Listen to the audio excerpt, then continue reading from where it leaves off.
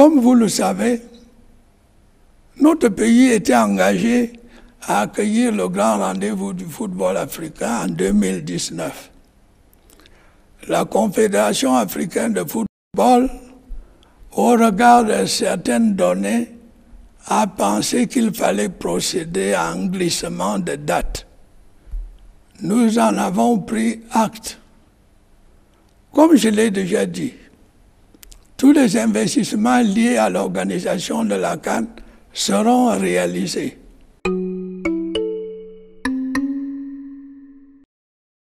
Si on veut être sérieux et qu'on est dans la logique de la transparence, beaucoup d'acteurs gouvernants ont probablement leur place en prison. Parce que quand vous voyez l'enlisement qu'on constate au niveau d'un projet comme celui d'Olembe, le stade d'Olembe à Yaoundé, vous posez une question, vous posez de nombreuses questions sur le fait qu'ailleurs, 60 milliards ait pu suffire pour construire une telle infrastructure et que dans notre cas, on en est bientôt à 300 milliards. Le Cameroun court de gros risques en réalité de ne pas accueillir cette canne. Tous les chantiers devaient être accélérés, mais à nos jours, dans les médias comme vous, comme nous suivons, le stade Olembe n'est pas encore fini. Et on ne sait pas si ça serait fin prêt en 2020. Et j'ai peut-être qu'ils pourront encore avoir glissement de date. J'ai vraiment peur pour cela.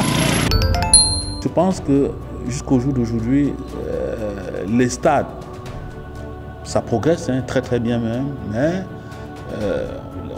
on a l'impression que les routes, ça n'avance pas. Bon, les plateaux de tennis, les hôpitaux, il n'y a pas de problème.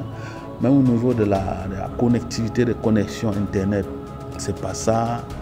Donc je crois qu'il faudrait que les gens fassent beaucoup d'efforts. Hein. Sinon, moi j'ai peur parce que lorsque vous suivez aujourd'hui le président de la CAF, quand il parle du pays hôte de la CAN, il ne parle pas du Cameroun.